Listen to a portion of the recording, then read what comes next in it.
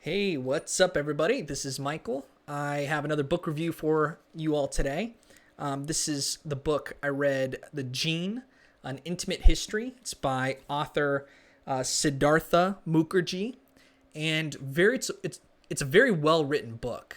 It's a New York Times bestseller. It's 8 years old at this point. Wait, 6 years old at this point because it came out in 2016. So there is some, new developments that have been happening with genetics, such with CRISPR, other things that in the news that you hear about, genetic cloning, things like that. And he does mention this towards the end of this book. But this is a really good potted history of genetics. This is a topic that I would say I'm not super interested in, but the way the author wrote about the history of genetics and tying in when we knew about genetics, over the course of the early days of like the Enlightenment onward up till modern day until 2016. So it starts in 1865. There are 6 parts, and the author goes through the history. He talks about famous people you've heard about, Mendel. There was a monk that planted, watched a bunch of plants and noticed that certain plants would produce white flowers, and then certain other plants would produce thorns. And so if you could cross a few plants together, you could notice the divergence of what's happening. And so that was the first studied aspect of genetics, of because there's sort of, well, the author goes into what Aristotle thought about things. We know that through sexual reproduction is how humans are produced.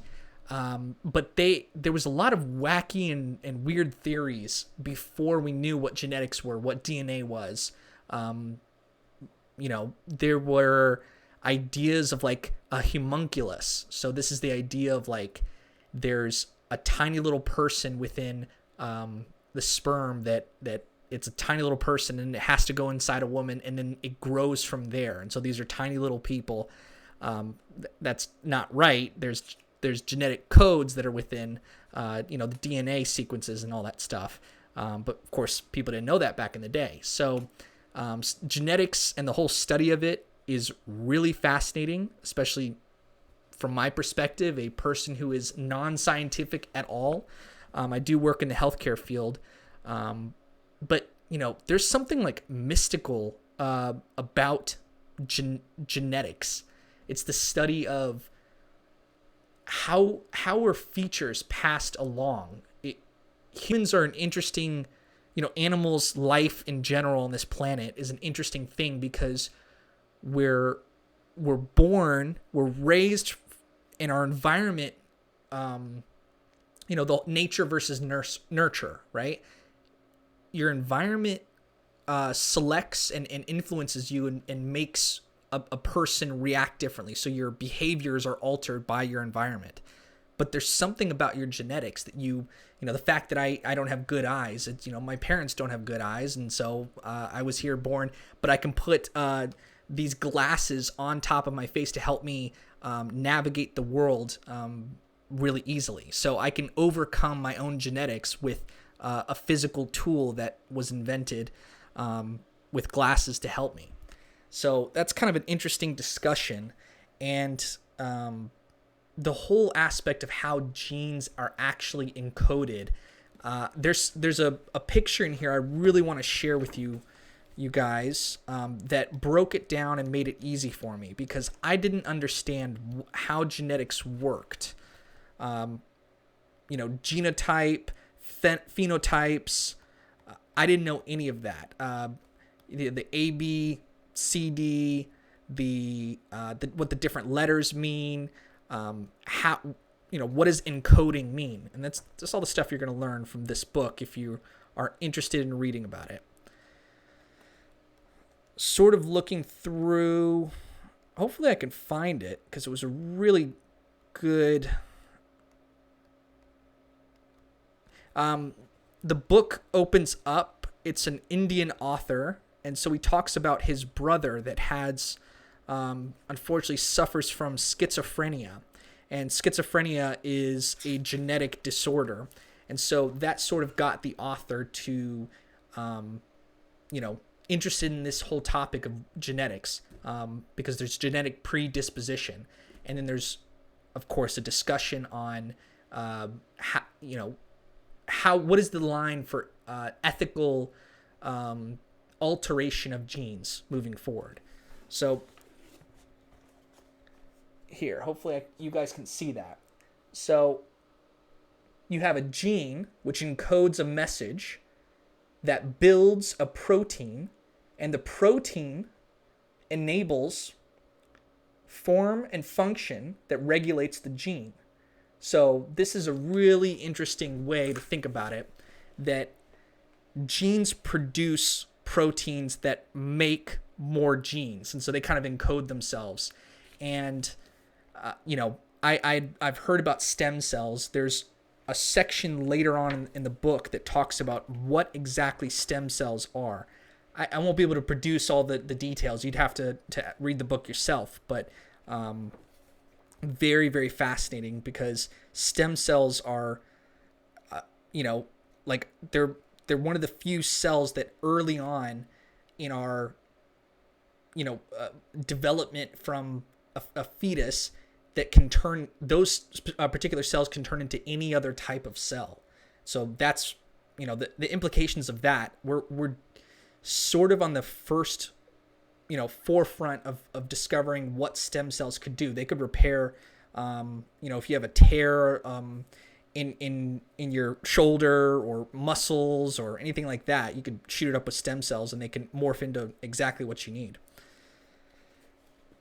So the next thing I wanted to talk about with this is to go through part 1. There are 6 parts of this book. There's a prologue, there's an epilogue. The author talks, like I said, about his family and just sort of why, obviously through genetics, why we look like our parents, what we get from our parents, what it means that genetics are passed down, and it's somewhat random, but it's also predetermined. And part 1 goes starting in 1865, goes to 1935. It's called The Missing Science of Heredity. Part 2 is in the sum of the parts. There are only the parts, and that's from 1930 to 1970. And then The Dreams of Geneticists from 1970 on till 2001. And then during this time, in 2001 onward, there's politics get involved. So George W. Bush writes into regulation what can be studied and what cannot be studied. And so that actually shut off a bunch of, potentially we could have had CRISPR and sequencing the human genome. That whole project maybe could have been a little bit earlier on. And it was only until Obama that Obama allowed this research to continue. And then part 4 is The Proper Study of Mankind as Man from 1970 to 2005. Part 5 is Through the Looking Glass, 2001 to 2015. And then part 6 is Post-Genome. That's 2015 onward. If you're interested in science, this is a good book. It's kind of an all-in-one. It's a history book. It's a science history book. It's a study of how Western culture has come to know what we know about the human body, about genetics. So it's a good history of the topic. It gets into pretty deep into the science of it and explains it in a way that, more deep. I learned about this more deeply than I did in a textbook growing up. Like in high school, you study biology, you study chemistry, and you go over genetics a little bit. But it kind of reminds you of all those details that you passed over in your biology class. The author wrote another book, which I'll read in the future, about cancer. This is the other book called The Emperor of All Maladies, biography of cancer. And I'm I'm going to read the book just because the author is very clear, very intelligent writing. Uses big words and is very clear and direct, but really fills it with lots of information. But the way he writes is sort of, each section is only a page or two long. So I went through a lot of chunking of this book. I read the first half of it in like a week, and then just sort of slowly read here and there for the next like 5 months on the second part of the book. So I've been reading this book for a while. Kind of because I found the first half of the book interesting, and then it just sort of got boring a little bit, but then it picked up towards the end. So overall, if you're interested in it, I would recommend it. There is a section at the end, because if you've gotten to this point in the video, you probably either have already read it or are not planning on reading it. And so I wanted to read one section from the very end of the book that overviews, because at this point, if you're not going to read it, I just still want to give you the information. So the gene. 1. A gene is the basic unit of hereditary information. It carries information needed to build, maintain, and repair organisms. Genes collaborate with other genes, with inputs from the environment, with triggers, and with random chance to produce the ultimate form and function of an organism. 2. The genetic code is universal. 3. Genes influence form, function, and fate, but these influences typically do not occur in a one-to-one manner. 4. Variations in genes contribute to variations in features, forms, and behaviors. 5. When we claim to find genes for certain human features or functions, it is by virtue of defining that feature narrowly. 6. It is nonsense to speak about nature or nurture in absolutes or abstracts.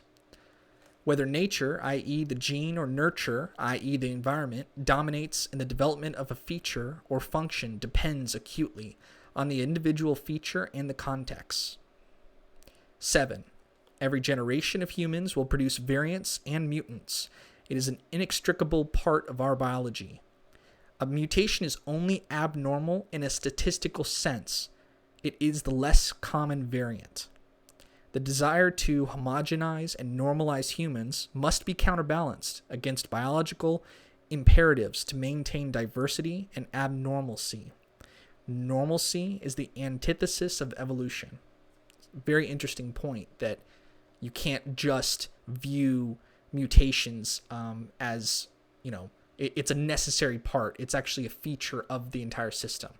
And that gets into, if people want to take political narratives and say, oh, this group genetically is different than us. It's like, no, that's part of it. We have to, mix our genes and make it differently. It's that's why the things like racism and Nazism are like abhorrent and wrong. It's not the right way it's not how nature operates,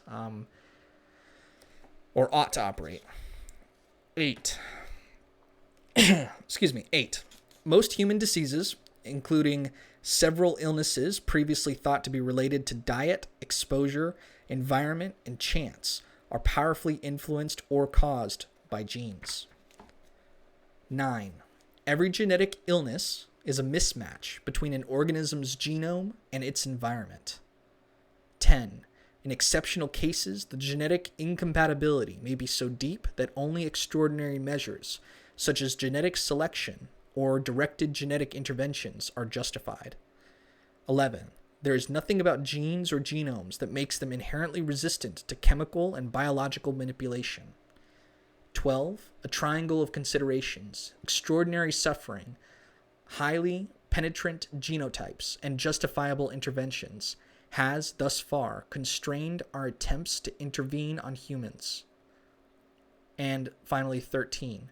History repeats itself, in part because the genome repeats itself, and the genome repeats itself in part because history does. So that is a good overview of everything covered in the book, and I hope you've enjoyed this review. And if that sparked your interest, please go out and read the book, support the author, and let me know if you enjoyed the book as well. All right, till next time.